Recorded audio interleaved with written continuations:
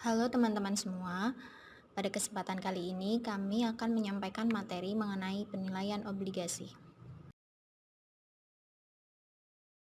Ada pepatah, tak kenal maka tak sayang. Untuk itu, perkenalkan kami dari kelompok 5 yang beranggotakan Rahmadwi Fadilah, Milha Alfionita, Gregorio Guntur, Abdul Khotib Nasi, dan Vicky Ayubi Diwantara.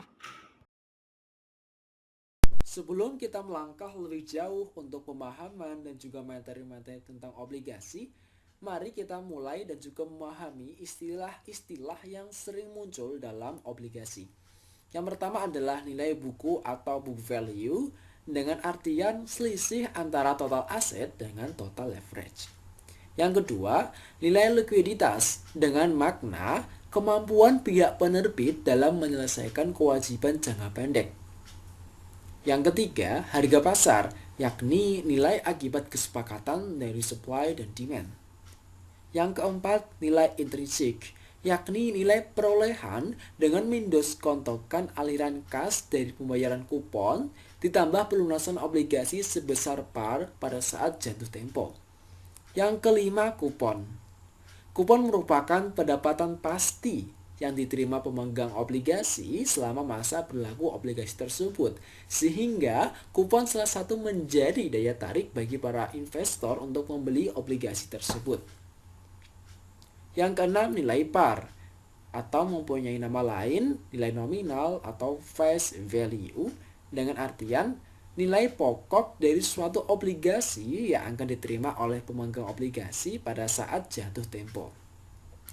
Yang ketujuh, harga diskon atau obligasi diskon dengan artian penjualan obligasi kurang dari nilai nominal di pasar sekunder, yakni ditengarai dengan penawaran tingkat bunga yang lebih rendah dari suku bunga yang berlaku.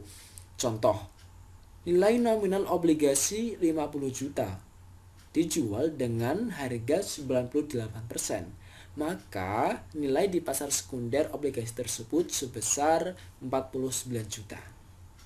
Yang kedelapan, harga premium atau obligasi premium dengan artian penjualan suatu obligasi di atas nilai nominal di pasar sekunder. Hal tersebut disebabkan atau ditengarai penawaran tingkat kupon bunga yang lebih tinggi dari suku bunga yang berlaku.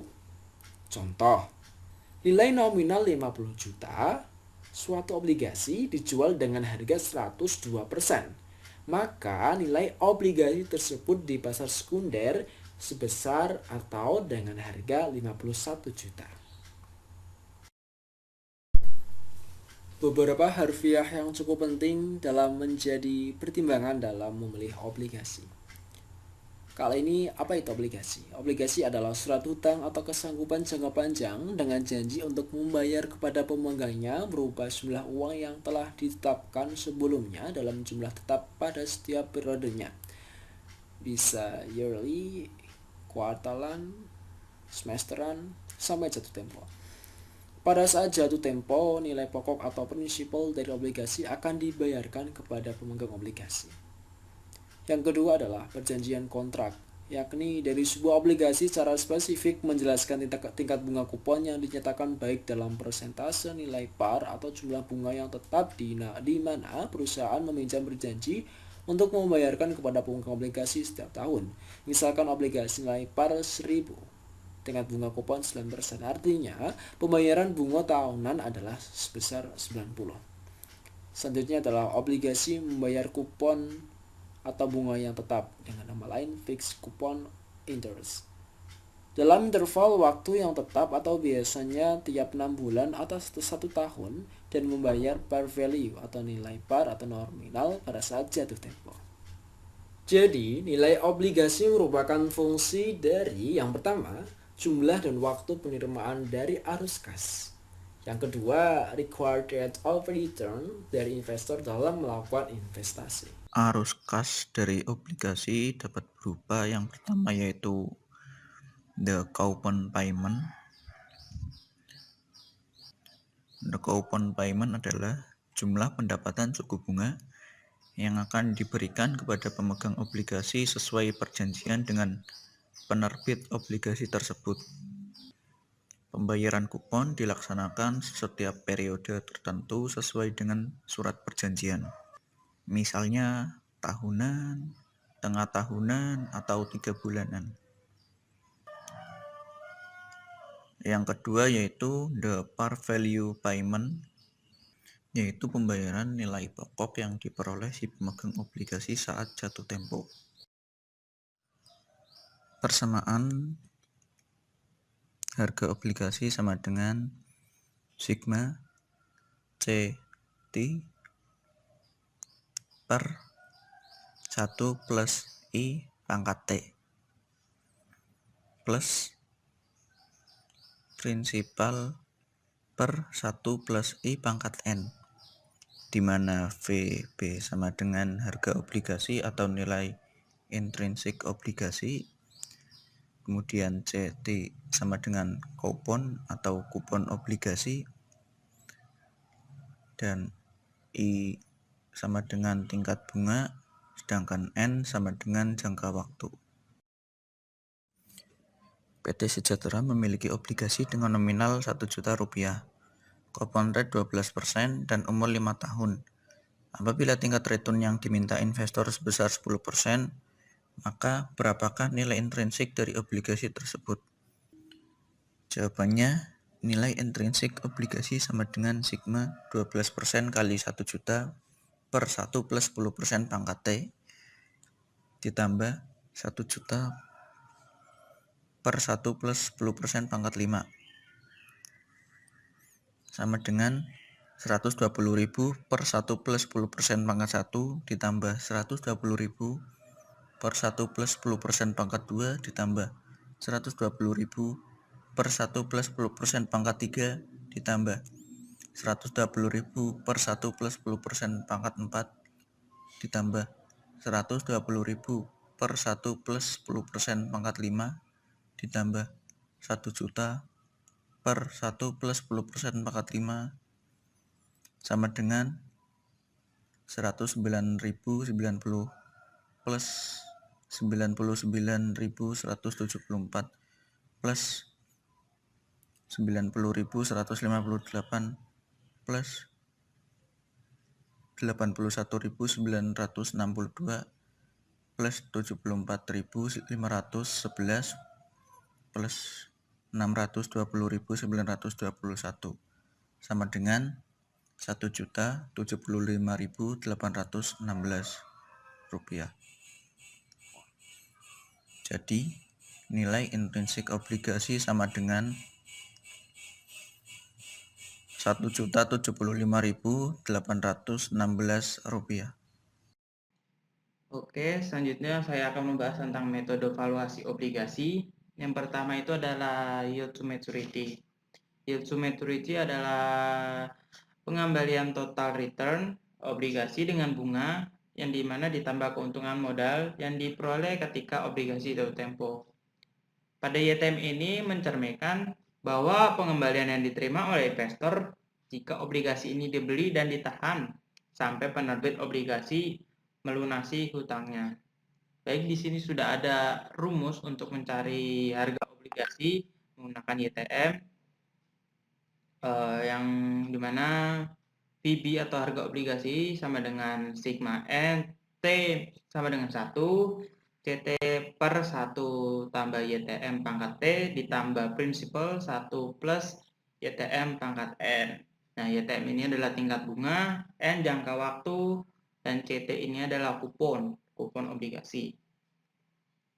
Di sini juga ada tabel yang menunjukkan kriteria obligasi, yang dimana obligasi premium itu adalah C lebih dari YTM atau tingkat bunga atau yield to maturity, par yaitu C sama dengan YTM, dan diskon itu C kurang dari YTM. Baik, di sini sudah ada contoh soal terkait perhitungan nilai wajar obligasi ketika YTM-nya itu sebesar 3%, 6%, dan 12%. Nah, di mana soal ini berbunyi ketika sebuah obligasi memiliki nilai par sebesar Rp1.000 dengan kupon sebesar 6%, yang dimana dibayarkan setiap 6 bulan dan memiliki jangka waktu temponya itu adalah 3 tahun.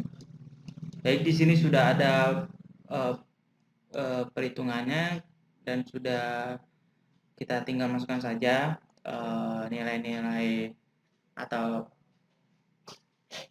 keterangan dari soal tersebut, dan di sini sudah ada hasilnya bahwa ketika YTM 3% ini memiliki nilai wajar obligasi sebesar 1085,45 atau bisa kita sederhanakan sebesar 1085.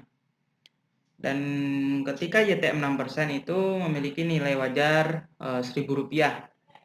Dan selanjutnya ketika YTM sebesar 12% itu memiliki nilai wajar 852,480 atau yang bisa kita sederhanakan sebesar Rp852. Dan kita bisa tarik garis besarnya bahwa seiring dengan peningkatan YTM baik dari 3%, 6%, dan 12% ini harga obligasi ini cenderung menurun. Selanjutnya saya akan membahas mengenai metode valuasi obligasi yang kedua, yaitu zero coupon bond. Zero coupon bond adalah tipe obligasi di mana satu, tidak ada pembayaran kupon. Yang kedua, return investor ditentukan seluruhnya dari diskon harga obligasi. Untuk rumus harga obligasi atau VB sama dengan prinsipal dibagi kurung buka 1 plus I kurung tutup pangkat N, di mana VB yaitu harga obligasi atau nilai intrinsik dari obligasi. I sama dengan tingkat bunga dan N sama dengan jangka waktu. Tingkat bunga dan N sama dengan jangka waktu. Contoh soal dari zero coupon bond. Sebuah obligasi tak berbunga yang bernilai nominal 500 juta rupiah jatuh tempo dalam waktu 4 tahun. Tentukan nilai intrinsik dari obligasi tersebut jika investor mengharapkan yield 12% per tahun. Jawab, harga obligasi atau VB sama dengan 500 juta rupiah dibagi kurung buka 1 plus 12% kurung tutup pangkat 4 sama dengan 379.759.039,2. Jadi, bila investor menginginkan return 12% per tahun selama 4 tahun ke depan, maka ia harus mendapatkan obligasi tanpa bunga tersebut pada saat ini, maksimal seharga Rp317.759.039. Sekian materi penilaian obligasi yang dapat kami sampaikan. Thanks for watching.